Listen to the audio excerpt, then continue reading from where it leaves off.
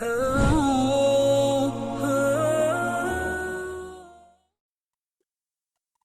kita lanjutkan di hadis yang ke-13 dari kitab tersebut.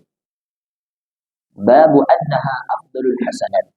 Pembahasan tentang bahwasanya la ilaha illallah itu adalah merupakan afdalul hasanat. Kebaikan yang paling afdal, yang paling utama dari kebaikan-kebaikan yang ada. Al-hadits ats-tsalits 'ashar, hadis yang ke-13, an Abi Dzar Al-Ghifari radhiyallahu ta'ala anhu qala.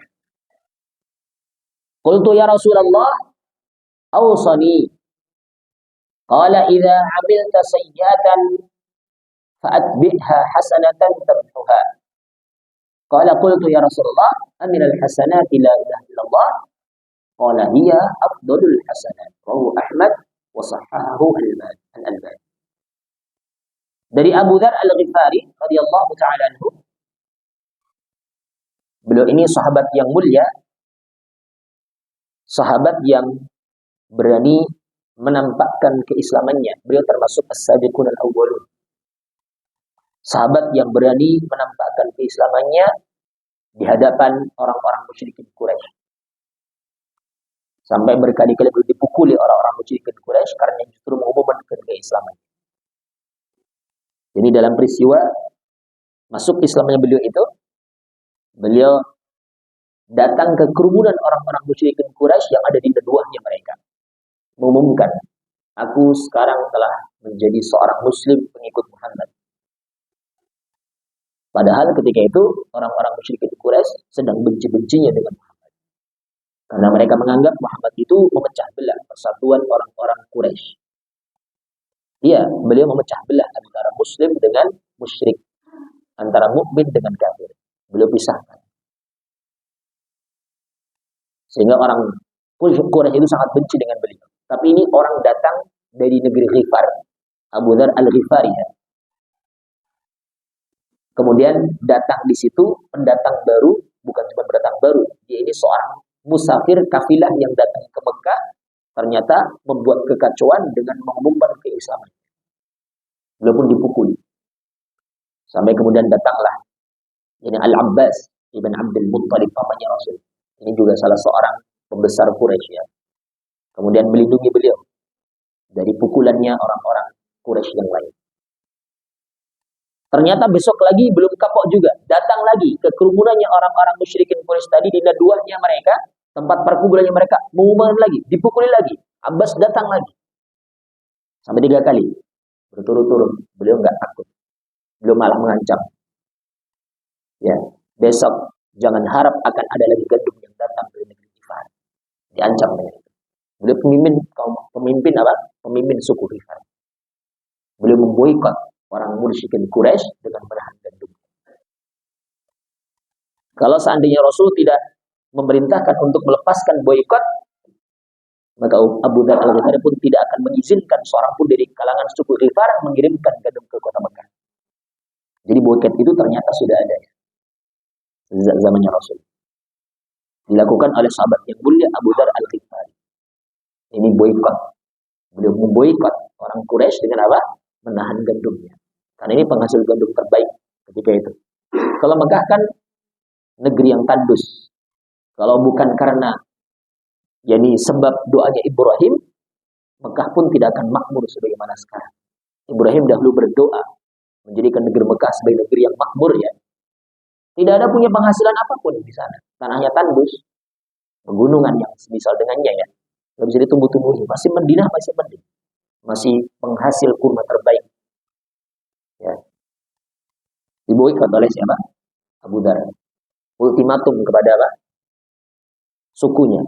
Tidak boleh seorang pun di antara kalian yang mengirimkan gandum ke Mekah. Mereka telah memukuli saya kemarin. Ya. Sampai kemudian orang Mekah pun kelabakan. Kemudian orang musyrikin tadi pun kemudian meminta kepada Muhammad untuk menyampaikan kepada Abu Dzar jangan memboikot kita. Rasul pun kemudian lakukan hal itu. Ya, karena kasihan dengan orang-orang Quraisy yang notabene mereka itu adalah karib kerabat Rasul sallallahu alaihi wasallam. Ini Abu Dzar Al-Ghifari radhiyallahu taala. Beliau mengatakan, "Wahai Rasulullah, berikanlah kepadaku wasiat."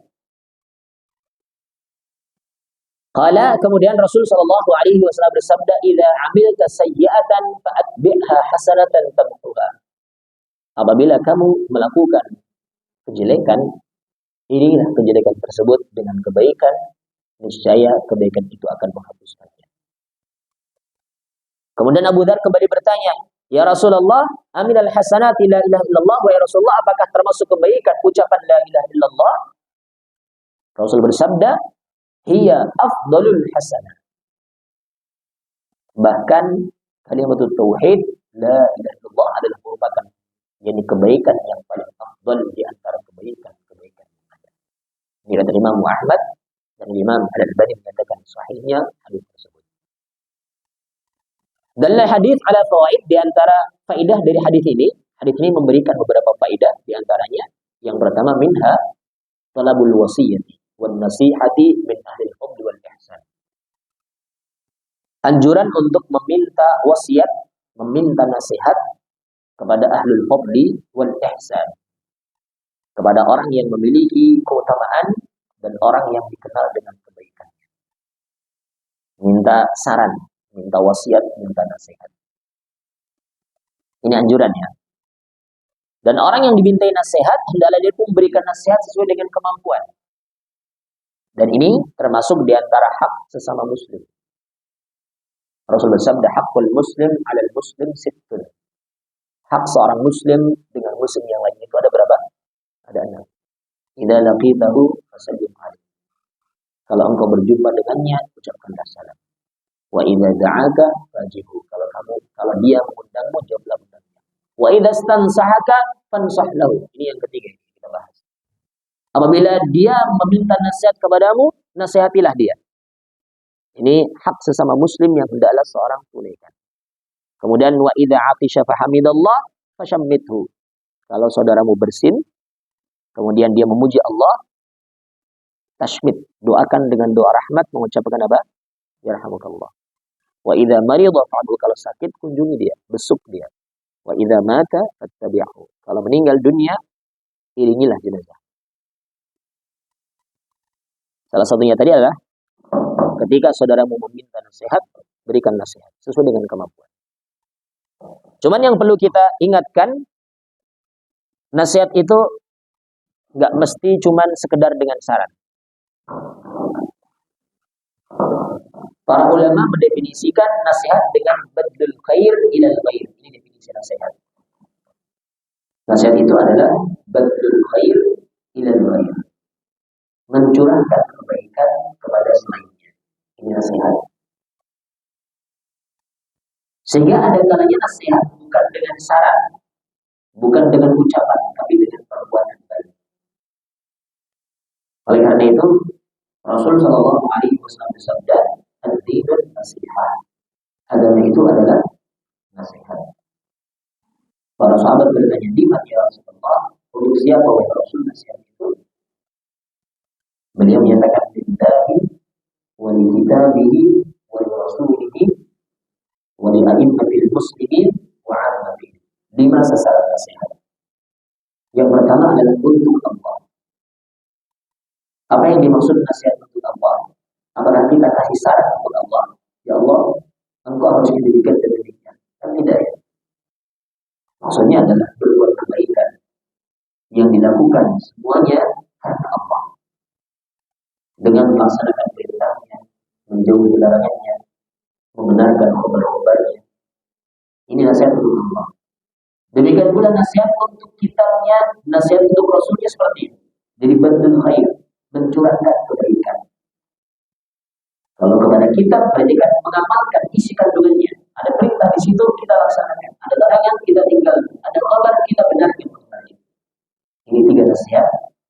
Bukan maksudnya adalah saran. Tapi adalah badlul khair, melakukan kebaikan, ilal khair kepada selainnya. Adapun yang keempat dan kelima, iya benar, nasihat itu juga merupakan saran. Jadi wali a'immatil muslimin, untuk pemimpin kaum muslimin secara umum. Tapi hendaklah nasihat mereka dilakukan dengan dilakukan di depan umum dengan melakukan aksi-aksi demonstrasi dan yang sebagainya. Karena hal itu tidak akan sampai kepada mereka. Tapi ketika memang kita memiliki akses untuk bisa menyampaikan aspirasi kita kepada mereka, sampaikan. Bukan dengan cara sekali lagi demonstrasi yang hanya mengumbar aib pemimpin kaum muslimin. Ini nggak dibenarkan. Kemudian yang kelima adalah wa'ammatihim, untuk manusia secara umum. Mereka butuh nasihat, butuh saran-saran kebaikan yang bisa kita lakukan untuk mereka. Ini nasihat. Dan hendaklah kita saling meminta nasihat, saling memberikan nasihat. Sebagaimana dahulu Rasulullah SAW dimintai nasihat oleh para sahabatnya, belum memberikan nasihat kepada para sahabatnya, wasiat kepada para sahabatnya. Ini salah satu contohnya di sini. Abu Dzar Al-Ghifari minta nasihat kepada Rasul SAW. Rasul memberikan nasihat. Demikian pula ketika Mu'adz bin Jabal radhiyallahu anhu minta nasihat kepada Rasul SAW sebelum beliau pergi ke Yaman. Rasul SAW pun memberikan nasihat, innaka sata'ti ahla kitabin, kamu akan mendatangi ahli kitab. Kemudian diperintahkan untuk berdakwah kepada tauhid terlebih dahulu. Kalau mereka sudah mentauhidkan Allah, ajarkan kepada mereka salat. Dan kalau mereka sudah memberikan salat, ajarkan kepada mereka tentang masalah zakat dan seterusnya. Benar telah kita membahas. Dan juga ya Rasulullah SAW memberikan nasihat kepada para sahabat-sahabat yang lain. Ini salah satu contohnya nasihat untuk Abu Dzar Al-Ghifari radhiyallahu anhu. Idza 'amilta sayyi'atan fa'atbi'ha hasanatan. Kalau kamu terlanjur melakukan kejelekan, mungkin karena kelalaiannya, karena ketidaktahuannya, karena kealpaannya, karena kekhilafannya, iringi dengan kebaikan, dengan istighfar, dengan taubat, dengan zikrullah, dengan kemudian lakukan kebaikan yang lainnya, niscaya kebaikan itu akan menghapuskannya. Ini nasihat Rasul Shallallahu Alaihi Wasallam. Ini yang pertama ya, minta nasihat kepada orang-orang mulia, kepada orang-orang yang baik. Wa minha, dan diantaranya hirsus sahabati 'alal khair, antusiasnya para sahabat untuk melakukan kebaikan. Wa minha, dan diantara faedah tersebut adalah anna fi'lal hasanat sababun limahus sayyi'at. Bahwasanya melakukan kebaikan itu merupakan sebab terhapusnya kejelekan. Qala Allah Subhanahu wa ta'ala, Allah Subhanahu wa ta'ala berfirman, innal hasanat yudhibnas sayyi'at. Sesungguhnya kebaikan itu akan menghapuskan kejelekan. Ini kebaikan sifatnya umum.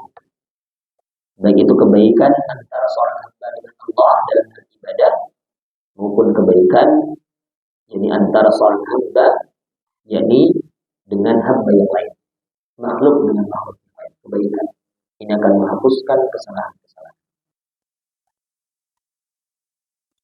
Banyak sekali amalan saleh yang Rasul kabarkan dengan amalan itu akan menghapuskan kesalahan-kesalahan. Rasul menyatakan fa'ammal kafarat fa isbaghul wudu fis sabarat wa intidharus salat ba'da salat wa naqlul aqdam ila al-jumu'ah.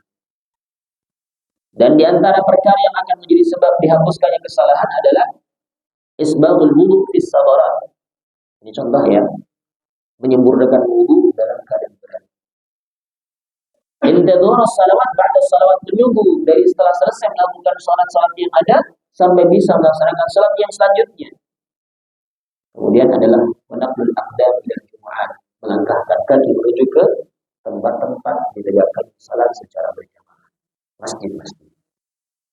Ini kebaikan antara seorang hamba dan Allah. Demikian pula kebaikan dengan sesama manusia. Ya. Bahkan ini akan bisa menjadi perkara yang lebih besar pahalanya daripada amalan-amalan yang mahdhar. Jadi amalan yang sifatnya itu kemaslahatan umat itu terkadang lebih afdal, lebih besar pahalanya daripada amalan yang sifatnya itu pribadi. Rasul bahkan pernah mengatakan, la amshiya ma'a akhin fi hajatin